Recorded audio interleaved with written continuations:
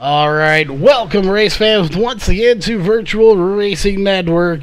As always, on a Sunday afternoon, we are here with the NESS Short Track Series presented by T&D Rustic Decor.com, and we are set to have some great racing. We've got 13 drivers here, and we do have an admin in the race here tonight, so that is good. These drivers won't have to self-police themselves, so that is good, although they did a fantastic job last week. I believe we had 2 cautions, maybe 3 out of the 100 laps. We'll see how many we have here. See if we can go caution-free here for tonight's race at Lucas Oil Raceway.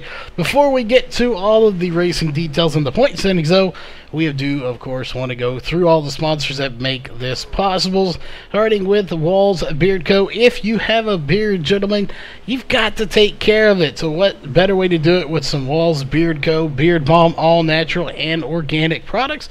And of course they have different scents out there, so you can smell anything like you want. Vanilla, they have lots of other scents out there, so head on over to wallsbeardco.com to check them out today. SimSpeedShop.com, your one-stop shop here for button boxes and e-brakes now for you rallycross racers. So head on over there to SimSpeedShop.com to pick up one of those custom-made button boxes and e-brakes if you need one of those for rallycross racing. Northwest Racing Series, your official one-to-go sponsor here for VRN, so make sure you give them a shout-out as well. Ohio IndyCar League, if you're looking to get some IndyCar racing on in your life, well, what better way to do it than Ohio IndyCar League, no longer just taking Ohio club members.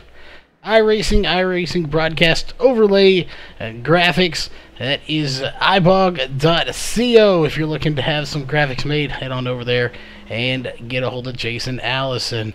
And of course, Randy's Wraps. We won't have a pre-race interview here, we just don't have the time. So that being said, here it's after the race. Your post-race show is brought to you by Randy's Wraps. And we'll be talking to a few of these drivers. Who knows, we may be talking to Randy Post himself, who owns Randy Wraps. We'll see about that as he is racing here in this afternoon's race. And of course, on the racing side of things, there are 2 main sponsors that make all of this possible. Now, one of those is TJ Woodworking, where their limitation is your imagination.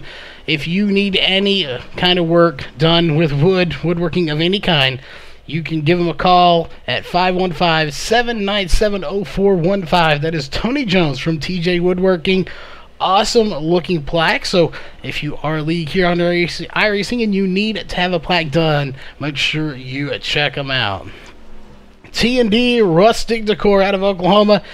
They have been here for quite some time. Again, they are located in Oklahoma, but they can ship to you. If you're looking for rustic decor items, they can find what you need. If they don't already have it, they can definitely look for it and keep an eye for whatever you need. So definitely look them up at tndrusticdecor.com. and will take you directly to their Facebook page where you can look through their items they have, and of course message them if you are looking for a particular item, as they're always finding new stuff. That being said, here we're going to go ahead and pull up your point standings, which apparently are still not working there, so we'll have to read those out manually here in just a minute. But we do want to, of course, introduce our second chair here for tonight's race, and that is Chuck Kemper. So Chuck, welcome back to the booth once again. Thank you, sir. Happy to be here. Well, definitely it is good to have you here. I was going to turn your mic up there a little bit. Apparently I turned it down. Another great race. These drivers, obviously you used to race with them here. Unfortunately, due to your arm, just can't do it anymore. But I expect to see some really good racing here. As always, we'll see how it goes. And I really think we have a good shot at a few cautions to caution-free. Oh, absolutely. The cool thing about this track is most of these guys are going to run the high line. You can run, it can be a 3-lane track. I see some of them here in practice trying to rubber up that middle lane. You may see a couple of them dive down to the bottom. You got to be careful, though, touching that apron. Yeah, you definitely have to. Some exciting racing from front to back. Yeah, it will be here. And when we left there, we were down in the pits a little bit ago. These guys are having a good time. They're up there cutting up with each other. I don't think I heard anything about racing related while we were down there. As they were talking anywhere from popcorn and movies to who knows what. Racing, is serious business when they get out on the track. Here in the next, probably about 8 minutes as we're in practice right now. But once qualifying's done, it's all business. That's how they will be focused. But at the same time, just about everyone out there loves to have a good time and just cut up and relax. So I'm looking forward to see these guys just having a good time out there. But this is a very, very short track. Only 0.69 miles. So we're only running 69 miles, even though it's 100 laps. And, we talk about it every week. And it's different having both owners up here. But that's the whole point of the series, is to bring back short track racing.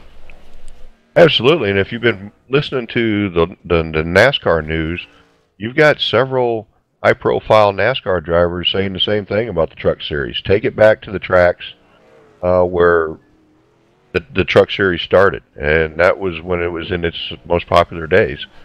They're fun. You don't have to worry about aero. You can beat, bang, and just have a good time racing. Yeah, and that's when it was fun.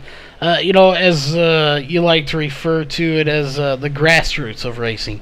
And it's the thing, you go to, we talked about this too, we go to any local track here, I believe you said it here first, you don't say, hey, I'm going to pack up my race car and go to my 1.5 mile racetrack.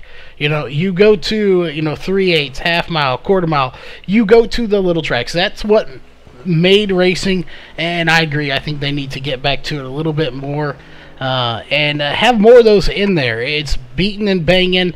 It doesn't matter. You can basically destroy the car as long as it's got wheels and it can go straight. You have a chance. So that's what this series is all about. And that being said, we got 1.5 minutes. So it is that time. As with every short track and every racing event, we like to honor the country. So we are going to play the national anthem. We will be right back with qualifying. We take you down onto the track for our opening ceremonies. Ladies and gentlemen, please rise. Please remove your hats.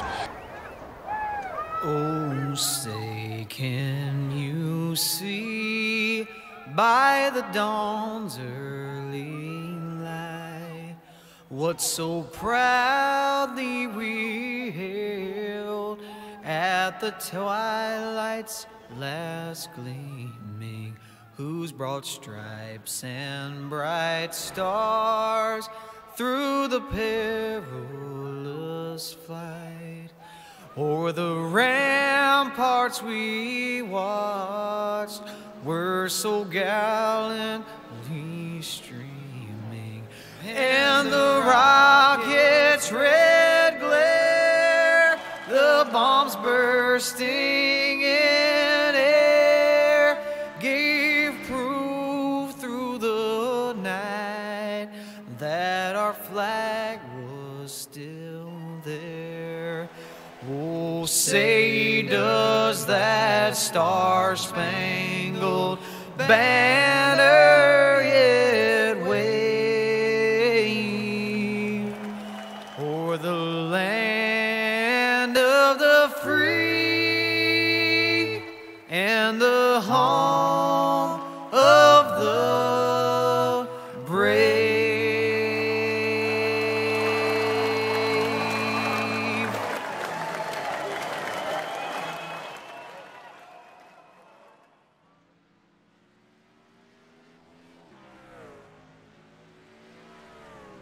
All right, we are back, ladies and gentlemen, and we are going to drop down to the track here as these drivers are already out on the track. So we're going to put down your driver bar so you can see who we're watching right now. That is the 49 of Trey Galgon, but nobody's put in times yet.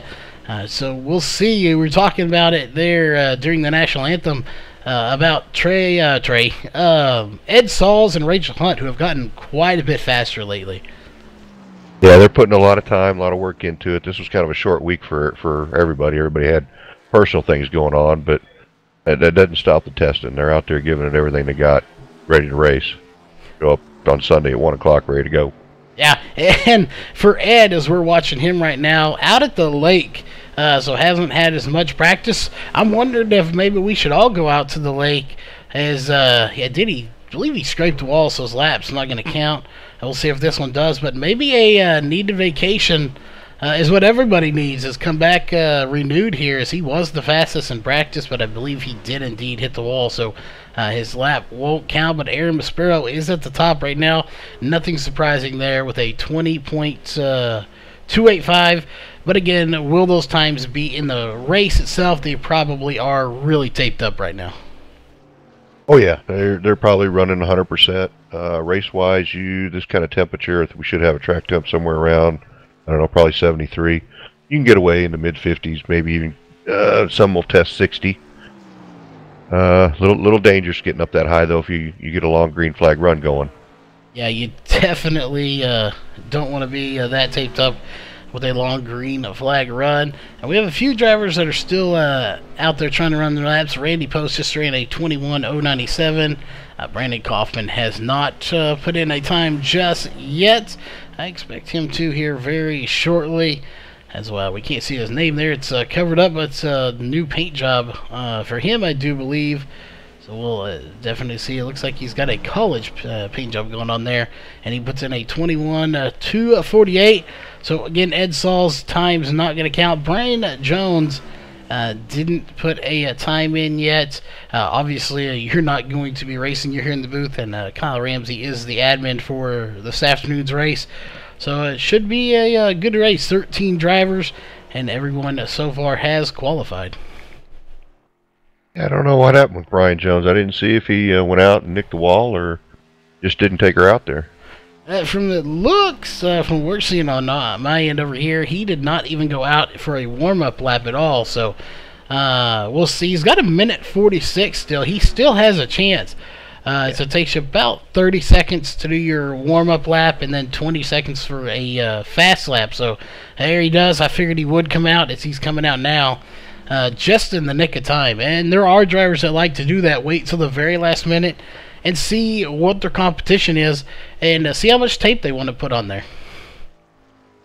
Well, usually Brian's one of the first couple out. Maybe he is trying a new strategy. Oh. He's generally pretty quick at qualifying. Shouldn't be an issue for him. Yeah, definitely. I don't think it will be, as he's the only one left, so we will watch him with 1 minute 8 seconds left on the clock. That was his warm-up lap. Obviously, 3 minutes and 51 seconds is not going to cut it. This next lap here should do it. The downside to waiting this late, if that is a strategy he's doing, is if you scrape the wall, you still have that extra lap, but then you have to reset, and you would probably run out of time. It's not going to happen for Brian Jones, as he runs a 20.369 to put himself right behind or right next to Aaron Maspero in second. Yeah, and I'd be curious to see what Aaron does. You know, in this league, we can the pole sitter can decide which lane he wants to run. I'm kind of guessing, knowing Aaron, he's probably going to take the outside lane, so that'll put Brian down the bottom. We'll see what happens. It will, and indeed, if he does choose that, and he's going to shut it down, so we will take care of that.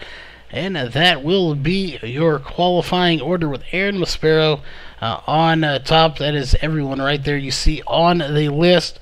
We got 7 seconds left to go, and they will be taking to the grid. So we'll go ahead and get rid of your qualifying times. Surprisingly, other than it looks like Brandon Kaufman in the 21.3s, everybody's in the 20s here. So this could be very close racing. They are getting down to the grid. So as soon as the majority of them get down there, we will jump down there with them and go ahead and go through the Walls Beard Co. starting grid. Definitely, I'm with you. I think we're going to see some really good racing here this afternoon.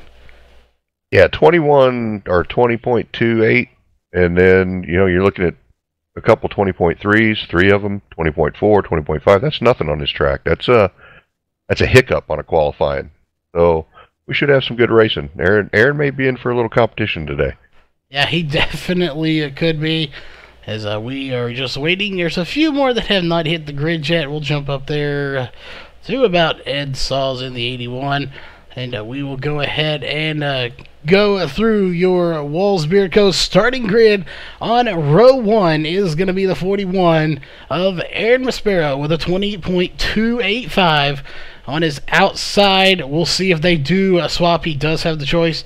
Is the 21 of Brian Jones with a 20.369. In row 2 is going to be the 17 of Doug Pickering and the 16 of Rachel Hunt. Row 3 is going to be the 49 of Trey Galgon, and on his outside, the 63 of Hart Green. Row 4 is going to be the 26 of Alex Balick and the 00 of Scott Page. Row 5 is going to be the 54 of Randy Post and the 45 of Jason Deere. On row 6, it's going to be the 15 of Brandon Kaufman and the 81 of Ed Sauls. At row 7 is nobody, as that is obviously you in the booth, and Kyle being race control, so nobody is going to be on that row. So we got a good car count here. We definitely, always like to see more. So obviously, if you're out there looking to get into a short track truck series, we'll definitely take you here as long as you're a clean racer and can put in some of the time to practice. We'd love to have you over here. Well, and you started off the broadcast by talking about the fun that these guys are having pre-race. And that's what it is. Things happen on the track, and we've had, people get a little testy. That's nature, but as soon as the race is done, they talk it out, and we're done with it. There's no yelling, there's no screaming. Everybody treats everybody like they want to be treated, and they have a great time doing it. So if you're looking for a league, and like Charles said, you fit that mold of a driver, hey, give it a shot. I don't think you'll find a better one. And looking here, it looks like Aaron has chosen the outside lane. He has indeed, and that is his choice, as they do have that option to choose. And that was actually implemented this season. We decided it last season, but implemented it this season. So it was something that we felt and the drivers thought was a good idea. And it really does help racing here. If that's his preferred line, starting him up there kind of starts this race off a little bit smoother, as he doesn't have to try to get up there where he really wants to be. So I think it makes restarts and starts here a little bit cleaner. As speaking of that, it is looking like we are just about ready to go, as they are nice and bunched up. Pace car is off, and green flag is in the air. Aaron Maspero gets a jump there, but I don't think he got the best jump that we're used to seeing with him, as it looks like Brian Jones is really going to rocket ahead of him. Well, yeah, but Aaron's got the momentum coming down the backstretch. Should pull him right up to the bumper. We'll see what happens going into 3 and 4. Yeah, and it looks like Brian's going to scrape the wall, too. That's going to slow him down, and not enough. Ooh, Aaron Maspero got loose. Yes, he got way loose coming out of the corner there. And looking behind them, they got some battles going on back here between Rachel Hunt, Trey Galgon, and Hart Green.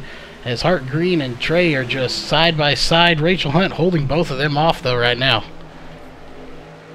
We got a good start by Brian. Brian pushed Aaron up the track a little bit on that restart, going through 1, and then dove it down.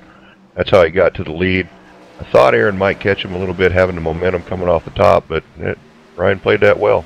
He did indeed, played it really well, and he has led now 2 laps, as we have completed 2 on lap 3 right now. And they have gone a little bit single file, as I'm looking back here to Ed Sauls, who's back in 9th. But that's not necessarily a bad thing. It's a short track, yes. It's going to go by very quickly. But you also have time to pass. Even though it's a short track, these drivers know to take it calm and just methodically think and make your passes count. They know not to press issues, and that's what they're doing. As you see the 26 of Alex Balick trying to get by Scott Page. I don't know. I think is that the 45? I think the 45 might have spun or something. Leaders are catching him already. I didn't see that happen. Yeah, I didn't. Brian couldn't be in kind of a worse situation right now, really. Aaron is one of the best at being consistent and hitting his marks over and over again. As you see Aaron dive down under Brian, it's going to run into lap traffic. So Brian's got his work cut out for him. sometimes it's easier tracking them down, but I don't know. Aaron's going to have his hands full, it looks like. Yeah, and that was Jason Deere in the 45. He did take it to the bottom. He let the leaders by. You know, that's one thing. We have a blast talking to Jason all the time.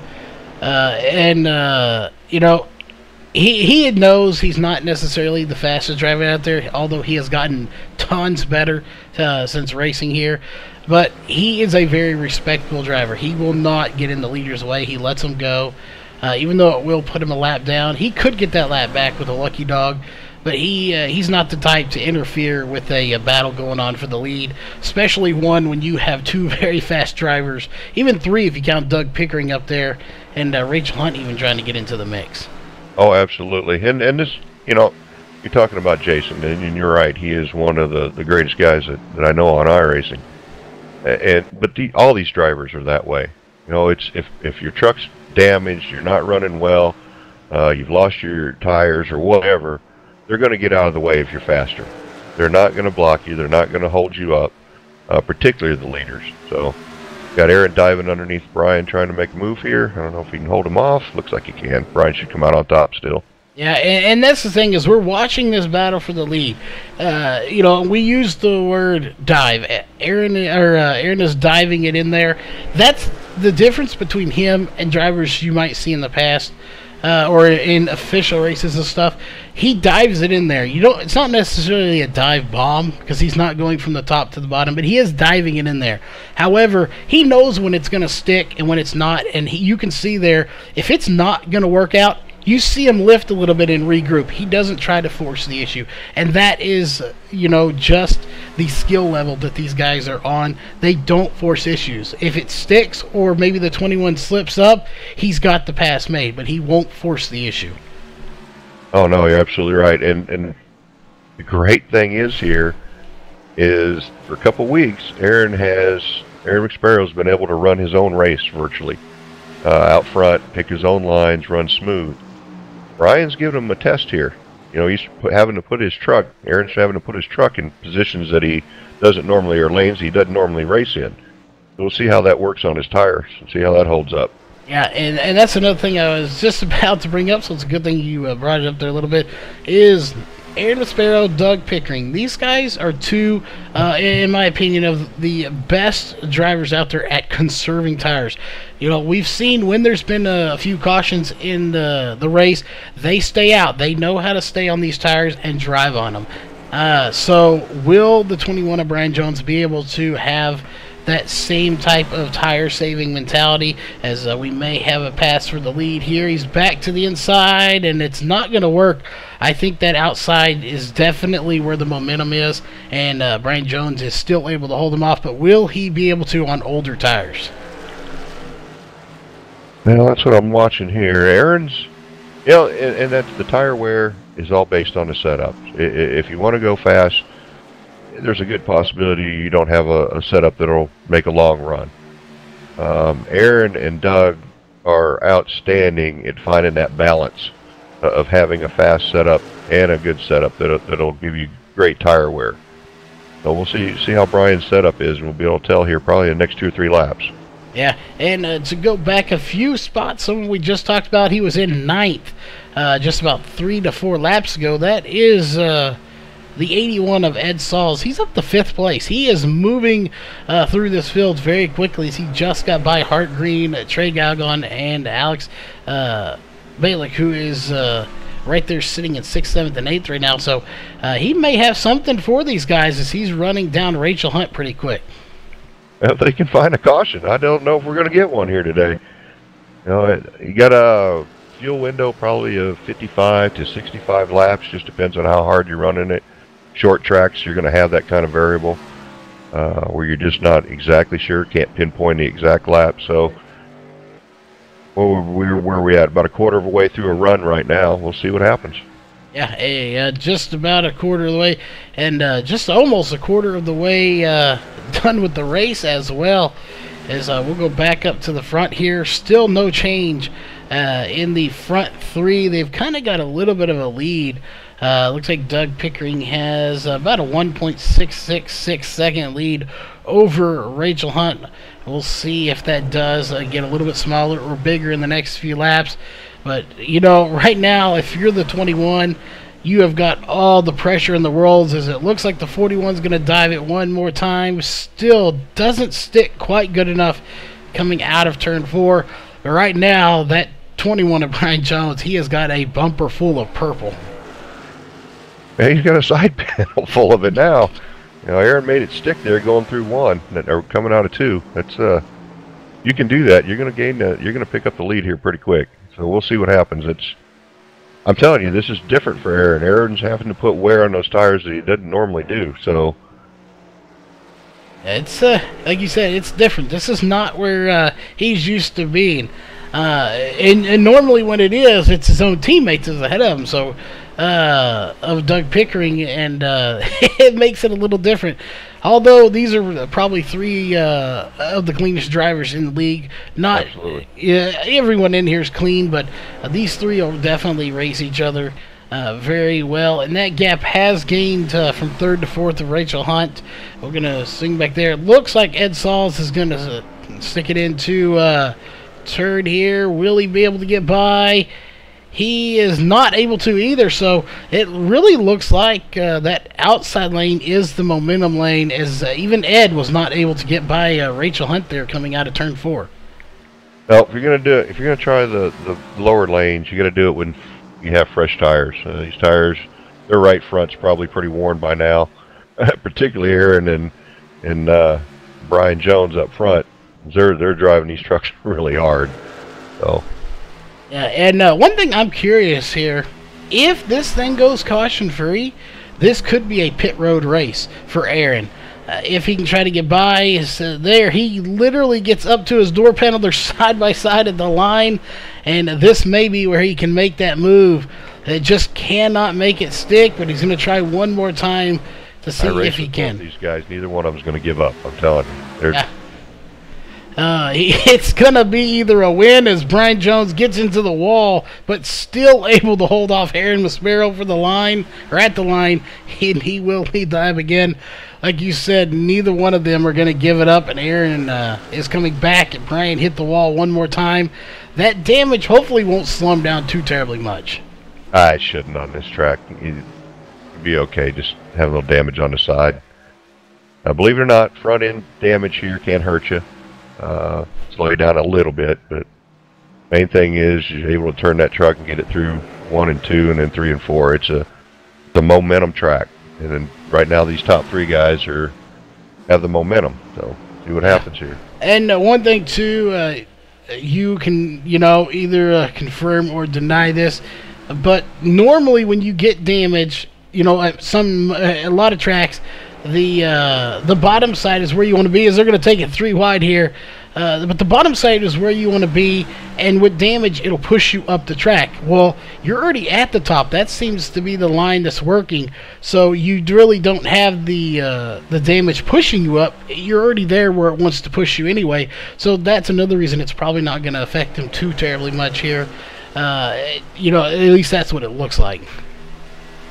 Oh, I know these 2 drivers, and they are having a ball right now.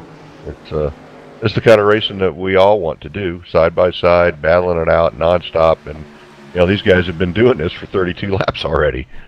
Yeah, they are just insane right here, battling. And we'll see. It looks like Aaron may have it. I'm not sure. He is ahead of him at the moment.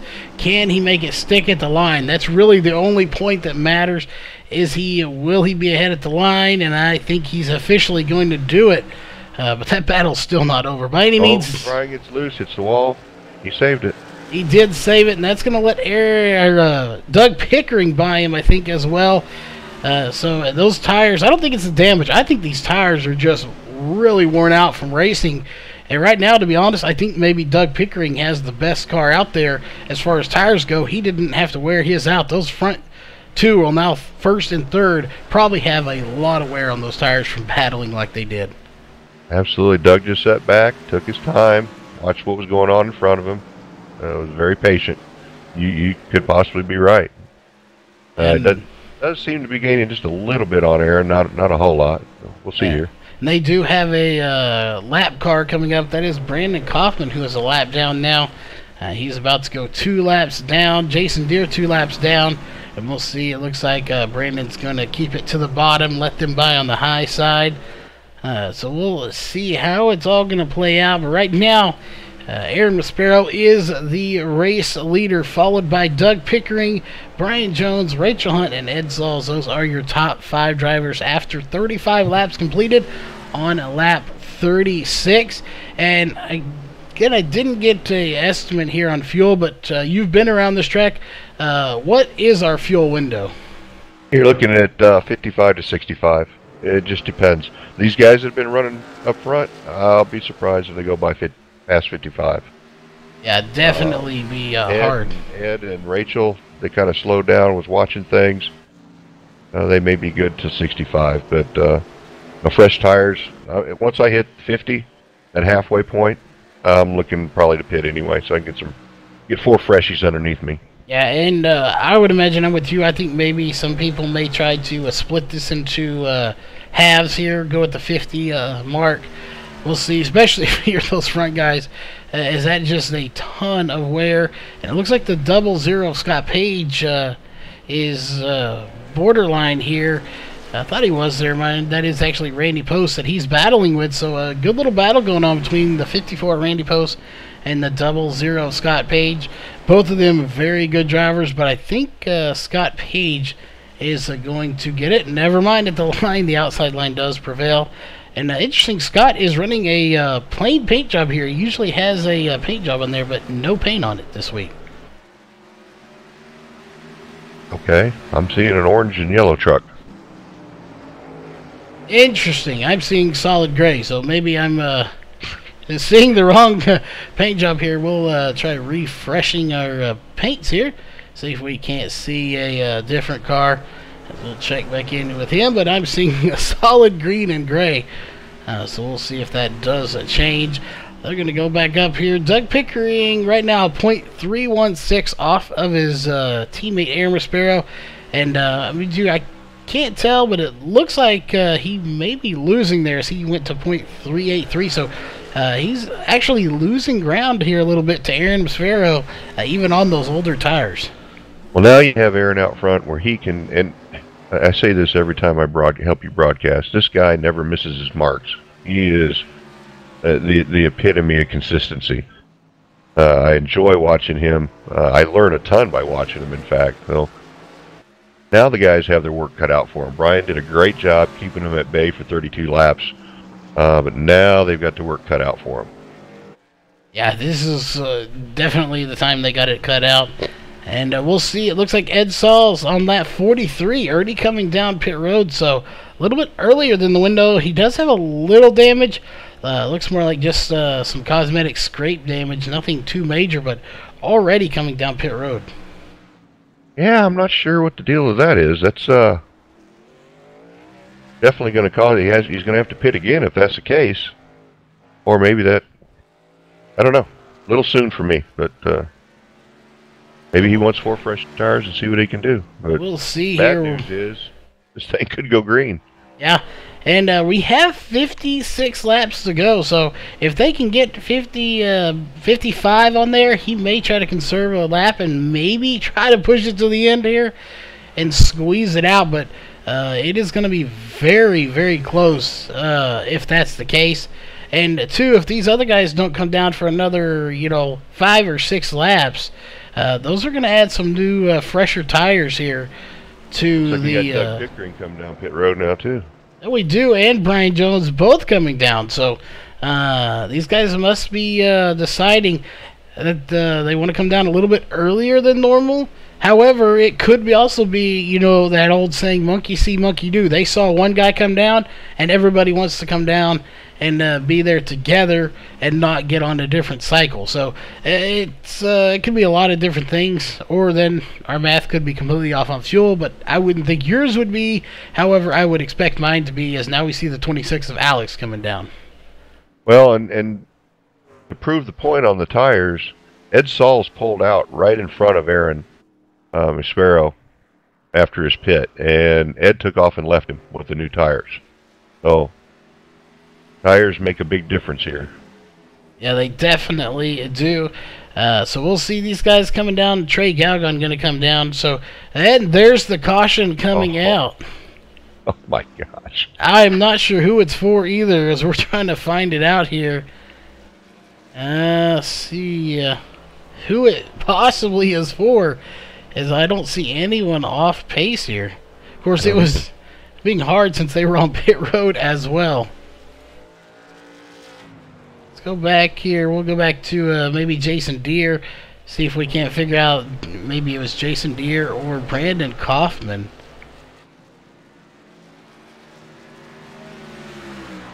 See if I can. I'll go down to race channel see if I can figure this out. 'Cause I don't see anything. I don't either. Oh, it was Ed Sauls. As we just saw it there. Go back to the 81. I'll go back and take another look at that. I just happened to see it right as you were about to go down there. The 81 of Ed Sauls comes out, and we'll see. I saw smoke from his tire, so we'll see exactly what happened. He scrapes the wall coming out of the corner there. Oh, yep, there you have it. And we'll see. That's too bad. Yeah, that really is. He was catching Brian and just gets it loose trying to get up there. Maybe just drove it in a little too hot there, or he may not have drove it in too hot. He may have just been catching Brian so quickly because of those fresher tires that he got a run he didn't expect and had to try to check it up, and in the process spun it out. Yeah, that kind of looks like what's happened. Exactly what's happened. Wow. That's too bad. He was just getting ready to get his lap back. He had a fast truck. Well, it's definitely going to be a disappointing turn of events for him, as he was very quick and he was working his way up. Good news is he has his fast repairs. We see him just now use it. And we'll see here. Now it's going to cycle everyone. Has made pit stops here. Scott Page was making his first and was about to probably come in, but he kind of got a good saving grace there that he did not come down, or he might be a lap down as well. But it's going to cycle Aaron Maspero back to the front, but look who is sitting in second place right now. It is the 16 of Rachel Hunt. Amen. He's a driver. She's a racer. Yeah, definitely one of the just toughest drivers, period, on iRacing. It is on her car there. It's hard to read, so I can't see. I know you remember exactly what it is that she has, but it's on her truck. That's her business, but I'm a ton of respect for Rachel. Go through what she does every day and come out here and race with us and race all over iRacing. She's very well known, very well respected throughout the iRacing community. It definitely is, and I don't know if somebody paints them for her, but if not on top of all this, she paints her own trucks, I would assume. I don't know if she has someone paint them, so if she does paint her herself, then to top all that, she's a painter as well. just an outstanding driver here, and looks like we're getting everyone set here. Ed Sauls is going to be the first one a lap down here. It is the first caution, so we'll see if we get another caution. He could get that lap back. We'll see if it does happen. This is our first caution for 5 laps. We're going green this time by 47 laps ago, so we are just under the halfway point. And we've only had 1 caution so far, so as kind of figured, it's going to be a very low caution race here. Now this is going to get interesting here. You got Ed that I know is upset. He's going to come through the pack. You got Brian Jones going to come through the pack. Just don't know if they have enough tires left when they get up to Aaron. Whoa, yeah, and Aaron down in the grass. Yeah, down in the grass. Not sure what happened there. And he is pulling it to a stop. Something had to really drastically happen. As looks like he is going to reset. He is going to the pits. Missed a shift or something, maybe? I don't know. I am not sure, but he is on pit road now. Very interesting as to what happened there, as he's been on pit road for about 16 seconds. we might see he's on pit road, so he's obviously not going to be going anywhere for a minute. We can't pull him up here. And he's having mic issues too, so we can't even talk to him. I forgot about that. So we will not be able to get a word in there. Possibly if we get a caution, we can pull Doug Pickering up here and see if he could maybe inform us as to what happened. But very interesting there for your leader just to pull it off into the grass. Yeah, I don't know. That was weird. I didn't see any smoke, so I don't know if he missed a shift. Highly unlike Aaron to do something like that, but it happens. It does indeed happen, and I didn't see it was a really good restart. We didn't have anyone rear-end him. I didn't see any damage on there. As we can go back to him again. Yeah, no damage to the truck, nothing like that. So very interesting, but he is getting tires now, so it looks like he may be coming onto the track again.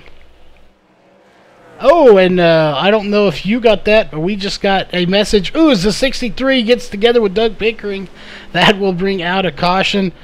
Doug Pickering and Hart Green get together, and Jason Deere going around as well. We'll go back and take a look at that real quick. And while we're watching this, I did get a message from Aaron Maspero. His throttle pedal broke. Yeah, he just messaged me as well. That is unfortunate here. So good news is we have another caution as we're going back and watching that between the 63 and the 17. Maybe he can have time to get it hooked back up if it isn't completely shot here.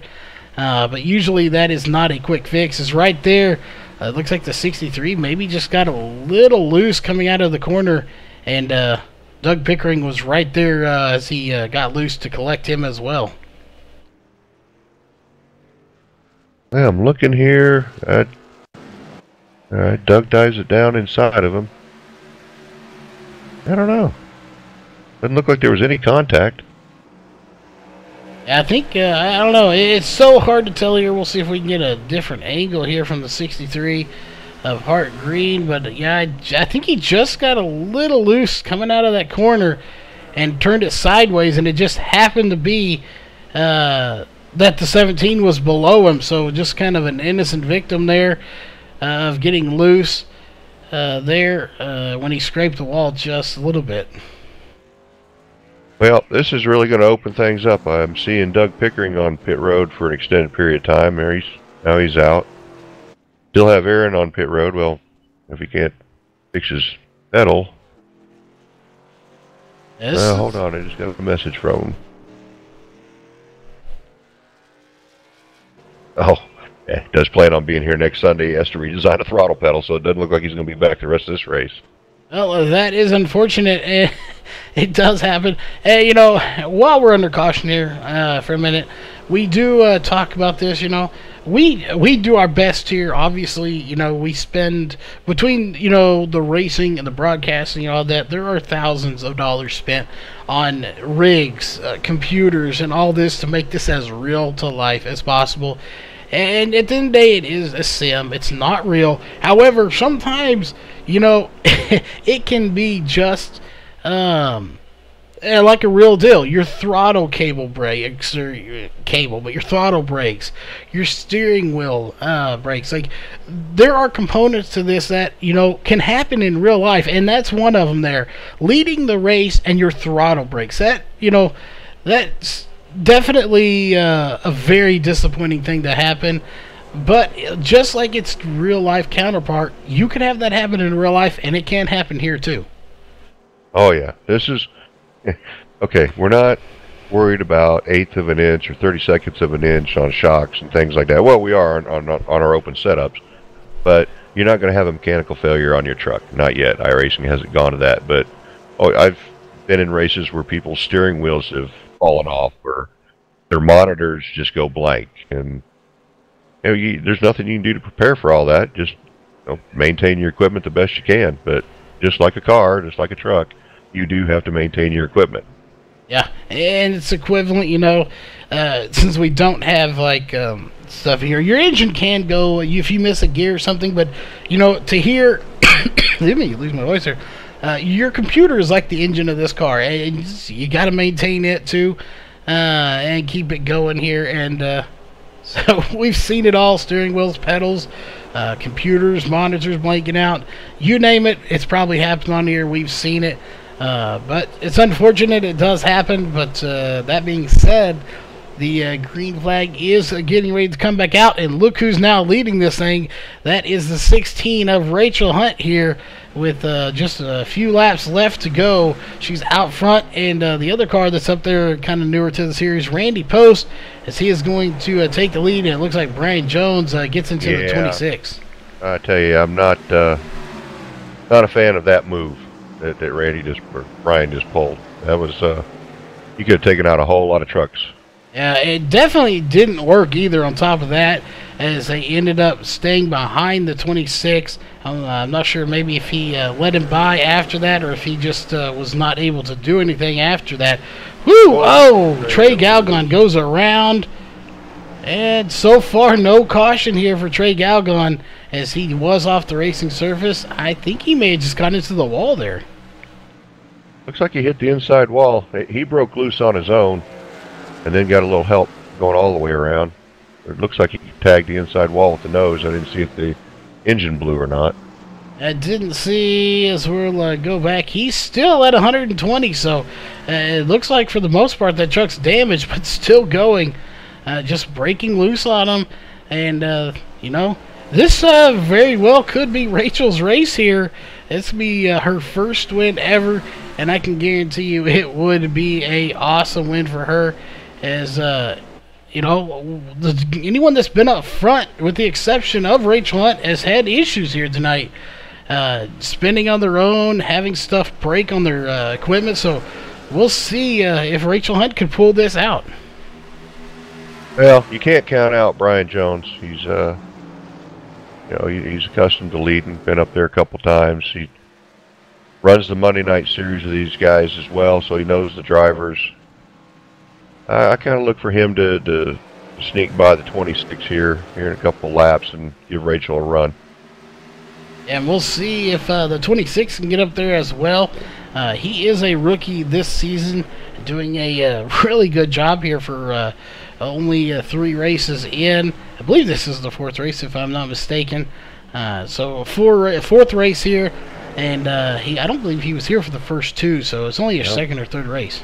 Alex is doing a great job. And sometimes, you know, keeping out of trouble is the best way to go, and he's done a great job of that. Yeah, he's going to have his hands full here with Brian Jones over in a second, I guarantee you. Yeah, I definitely think he is. And that's best case scenario for Rachel right now. If these two can start battling side by side and have to wear out their tires, that's going to help her a ton, as we're on lap 73 of 100 here. We've seen 2 cautions for 10 laps, 28 to go, so this race is very close to being over. And when you're talking 3 laps a minute, you know, that's roughly about, you know, less than 10 minutes probably before this race will conclude, assuming we don't get another caution. So that's not a lot of time to hang on, as it looks like the 21 of Brian Jones is going to scrape the wall again. Well, you got Ed Sauls making a run here. Ed's still a lap down. Who knows? Maybe I can drive his way back up to the front and get his lap back and then hope for a caution. Yeah, it very well could. And I want to note here, where everyone's been scraping this wall, if you pay close attention, it's really ironic when you see it's just about where the black marks are on the wall. Those wall marks are part of the sim. They weren't there from these drivers. We don't have that feature in here. But it is where the, you know, real marks are, where the cars hit this track in real life. So it's very interesting that these trucks are hitting them in just about the same spots. Right. Well, and here's what's happening. You know, you run a couple of laps, you got good tires, they're running the high line, and then that one lap's when you figure out the tires are going away, and that's about the same time that you tag the wall. Well, that's your little marker that, okay, my tires are getting worn. Yeah, it's you know, and some of the time we've seen with these tires here, or any really, it doesn't matter what you're racing. Sometimes you have that warning that they're getting a little loose, and sometimes you do not have a warning. So it's just you're running good, and all of a sudden the next lap it's just gone, and you have no warning that the car is going to break loose. And that very well could have been what happened a little while ago to Trey is you just have no warning that they're going to cut loose on you. Hitting pit road. We'll see. I would imagine they should be good on fuel, so he does have some damage. As we'll look in there, yeah, he's got quite a bit of damage to the front, and it looks like he actually missed his pit stall, so he is going to have to back up. So that's definitely going to cost him some more time here. As there he goes, finally getting his service started, and that's going to cost him several laps here on pit road. And you got Doug Pickering. Oh, the 26 is loose up against the wall. Doug slid into him. No caution. But Doug was making a run. Doug was going to be on Brian Jones here in about a lap and a half. But him and Alex both just tagged the wall.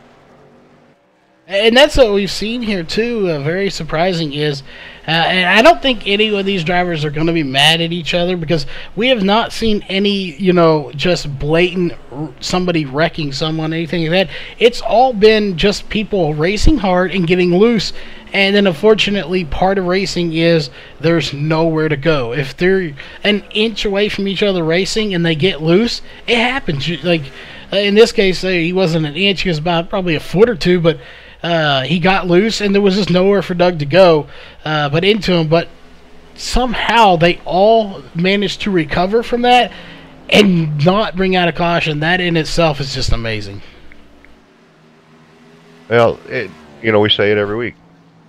As Scott Page is back on pit road. Oh, wow. Wonder if we got a speeding penalty or something. We say it every week. These guys are good. There's no doubt about it. They're respectful of each other. They have a good time. They race hard, but nobody takes it to the point where it's got to be personal. I say it every week. If we were any good at this, we'd be doing this on live TV in a NASCAR truck or car. So, guys racing hard, having a good time doing it. Yeah, and this race right here, like you said, they race with each other every single week for 3 seasons now. These guys been racing. It's 16 laps to go right now, as it looks like Brandon Kaufman is going to take it to the bottom and let these guys by. As hopefully we'll see the lap car not going to play any factor in the battle. Brian Jones is catching Rachel Hunt pretty quickly here. If he can get by is another question. I can imagine if he doesn't get by Rachel here for the lead and win this thing, it's going to be a bittersweet thing because obviously he would love to win this race, but to see Rachel get her first win here, period, in like 3 seasons, I'm sure he would be very happy for her, as we all are going to be. But a bittersweet thing is he'd obviously love to win the race as well. Well, let's end that thought right now. I know Rachel. I know Brian. The last thing Rachel wants is anybody to give her anything. Oh yeah, and the last definitely. thing Brian wants is to not beat Rachel. He likes Rachel as much as the rest of us, but he's a racer. He's going to go win, and he knows how Rachel would feel if she ever thought that he gave her the win. Yeah, That's not going to happen. Yeah, by no means, I don't think Brian will give her the win.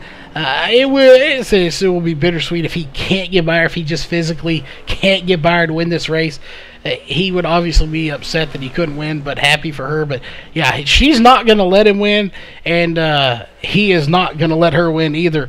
Rachel told us back in, I believe, season 1 that, she used to let drivers by easy. She said she ain't doing it anymore. If you want by me, you're going to have to earn it and drive by me. And she's doing it right now here with 10 to go at the line. She very well could hold this field off. And she's doing a fantastic job. Brian Jones trying everything he can. And Doug Pickering, after all of that, is back here. So this could play into her favor if Doug Pickering can get up here to Brian Jones and make them have to battle it out for the next couple of laps. Oh, could. I could. I mean, I want this to be over right now. I don't want to wait 10 more laps. But, yeah, I want to see Rachel win. It's not that I don't want to see Brian win. Nobody works harder than Rachel and would truly, well, they all deserve it. But here you go. There is a great example right there of the drivers. Did you see how Brian had a run on her and then backed off? Yeah, we were just about to say that. He could have very well tapped her in that back bumper and spun her out, but he chose not to. He has respect for her. He has respect for the other drivers out here, period. And he's trying. He's doing everything he can with 8 to go to get up there. And he's having to hold up a little bit. He may be faster as we'll look at their laps. He ran a 356 to a 340, a 322 for Doug Pickering. So Doug Pickering was actually faster on that last lap than both of them. But you've got to get by cleanly, and that's what this whole series is about, is short track clean racing. And if you can't get by cleanly, you can't make that pass. Sometimes you just have to settle for second or third position. 7 laps to go, going to be 6 here at the line. Rachel Hunt still leading, followed by Brian Jones, Doug Pickering, Alex Balick, we'll get there right, I still mispronounce it, and Trey Galgon in 5th position. It's going to be 5 laps to go. This time by, if a caution was to come out, this race would be over, as it's going to be 5 to go here at the line. Oh, and I really like the line that Rachel's running. She's not running up against the wall, and she's not running down low. She's kind of pinching Brian off where he can't go past her high, but he's also high enough where he can't dive down underneath her. Yeah, and perfect line. She really is blocking him, but yeah, that is perfect right there. It's one of those things, not enough for him to get by on the high side. She's leaving him plenty of room. If he thinks he can make it on the inside, he can go for it. She's not blocking him. He has plenty of space around. He wants that high line too. That's the problem. You can't occupy the same real estate here if you want to make a pass. You have to go somewhere else to do it. And I just don't think there is anywhere else to do it, as here comes the 17 of Doug Pickering going to try to make a pass on the 21. And that is great news as the caution comes out, and that will be the win for Rachel. Not sure who it is. I believe it's going to be Randy Post. Let's go take a quick look.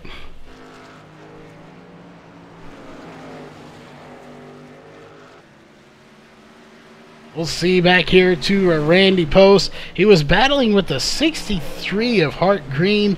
And they're not even on the same... Yeah, they are on the same lap. I'm not sure. He may have just got loose coming out of the corner here.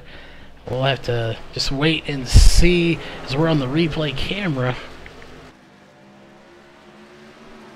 Oh, right there. Oh, he goes for a violent ride on top of that, upside down.